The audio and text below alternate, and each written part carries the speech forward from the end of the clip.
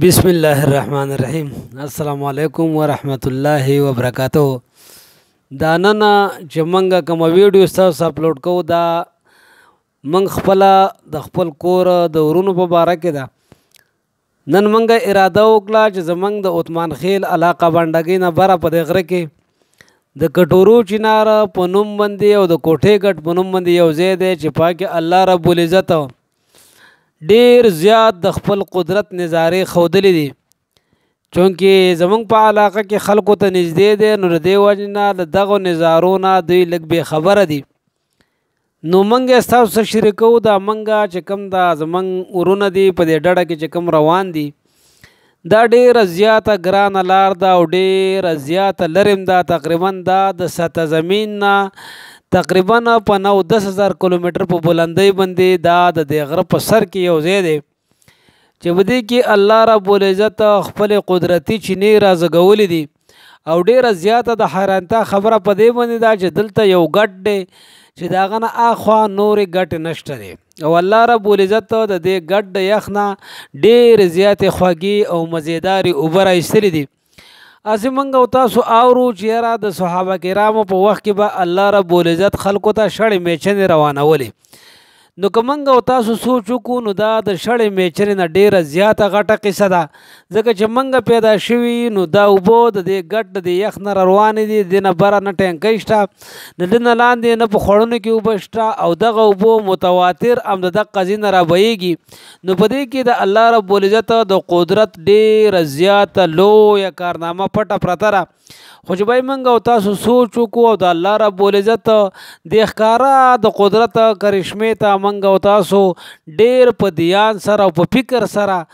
موږ او تاسو دې ته سوچ وکړو، ځکه چې الله رب العزت په آخر وخت کې چې وایي څوک دومره سوچ وکړي چې بای الله رب العزت څومره لوی لوی غرونه پیدا کړي دي، بیا الله رب العزت څومره لوی اسمان پیدا کړی دی، بیا الله رب العزت په دې غرونو کې چینې پیدا کړي دي، بیا موږ او تاسو به ووینو چې بای زمونږ او تاسو څومره زبردسته طریقه باندې زمونږ او تاسو د ځمکې دا نظام الله رب العزت جوړ کړی دی. نو دا ټول هر څه زمونږ او تاسو نه پټ دي او دا زمونږ او تاسو نه چا پټ کړي دي؟ دا زمونږ او تاسو نه شیطان پټ کړي دي او شیطان الله رب العزت موږ او تاسو ته ښودلی دی چې شیطان ستاسو دشمن دی. نو الله رب العزت موږ ته د عبادت طریقې هم ښودلي دي، د عبادت لایق هم راته ښودلی چې څوک د عبادت لایق دی او الله رب العزت موږ او تاسو ته خپل دشمن هم ښودلی. که موږ او تاسو یو 15 منټه په د خپل ګریوان کې سوچ وکړو نو بای موږ او تاسو ته به ډېر څه مخې ته راشي. که موږ او تاسو کله زموږ او تاسو سره د روپو کمی راشي نو موږ او تاسو ورشو یو انسان ته دروازه وټکو چې یاره به ته زما مرسته او ملګرتیا وکړه،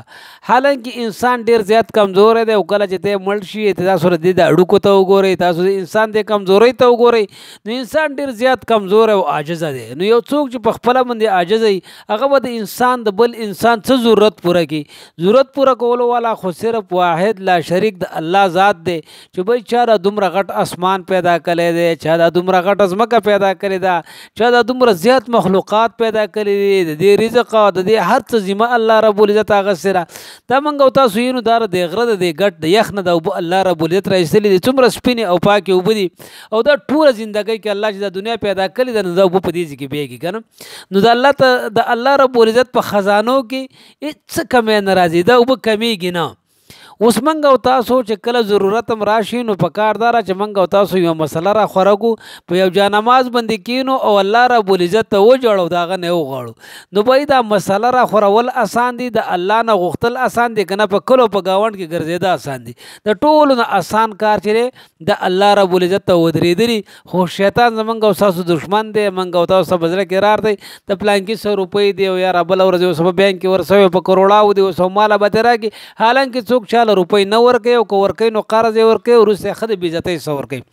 نو بای چې موږ او تاسو د الله رب العزت د قدرت دا کرشمې ووینو، موږ او تاسو دې غرونو ته لاړ شو، موږ او تاسو دا چینې ووینو، موږ او تاسو د دې بارانونو پر سیسټم باندې سوچ وکړو، موږ او تاسو د دې ماشومانو پر راغټېدو باندې سوچ وکړو، د دې په پیدا وخت باندې سوچ وکړو. موږ او تاسو خپل وروري ډېره زیاته به حال کو، په خپله کورنۍ کې به خپل ورونو سره مینه محبت زیات کو. موږ او تاسو بار خلک په دوستانو باندې ونه نیسو، موږ او تاسو صرف او صرف چې څومره هم دوستانه کو د خپل رور سره کو به موږ او تاسو خپل رور سره محبت زیات کو د ورور نه ګیلې موږ او تاسو پرېږدو. اکثر موږ او تاسو ټول خلک یو ورور را لګي د بل نه ګیله کوي او بل ورور را لګي د بل نه ګیله کوي او یو ګاونډي روان د بل نه ګیله کوي چې به موږ او تاسو خپل ورونو سره محبت زیات کو. منګه خپل باندې مرونه ماشاءالله زمونږ خپل ډیر زیات محبت دی او دا زمونږ زندگی چې کوم دا هغه صرف او صرف په دې باندې روانه ده چې زمونږ په خپل منځ کې محبت دی. کله کله د ورورۍ د من نه دا محبت وځي نو زندگی خوند چې کوم دی هغه بیا ډیر زیات نیمګړی بلکې زه وایم چې بیا په زندگی کې د سره خوند نه پاتې کېږي. نو وایي چې موږ او تاسو کوشش وکړو چې وایي موږ او تاسو له الله رب العزت کم سره کلی دي چې دا موږ او تاسو بروي کار راولو. لکه اوس یو کس هغه یو خبره کوله چې یاره دغه لاس نو یو لاس یې نو دا ښی لاس یې نو په دې چپ لاس باندې به هغه هر څه کول. نو بیا د چا تپوس وکړو چې یاره ته چې کوم دی په دې چپ لاس باندې دا ټول کارونه څنګه شي کولی. هغه ورته په جواب کې ډېر ښکلی جواب ورکړ چې یاره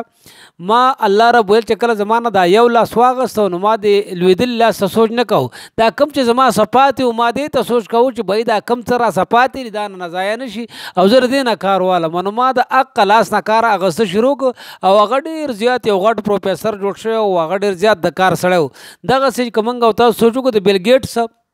نه یو انکره د په لایق پروګرام کې ته تپوس کوي چې یاره تا دا دومره روپۍ چې کومې ګټلې دي د دې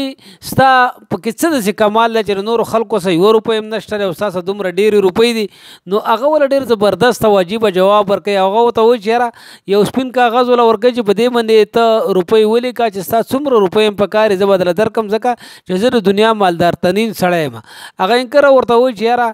زه دا نه کوم صرف تا نه تپوس کوم ما ته خپلې مالدارۍ راز وښوه. هغه ول دوه درې ځله ورته دا جواب ورکوي خو هغه انکره ته په کاغذ ورته روپۍ ونه لیکي نو هغه ته هغه کاغذ الي او هغه ورته زبردسته جواب ورکوي چې زما د مالدارۍ راز هم دغه دی چې دغسې موقع زه نه ضایع کوم دا کومه موقع چې تا ضایع کړه ځکه چې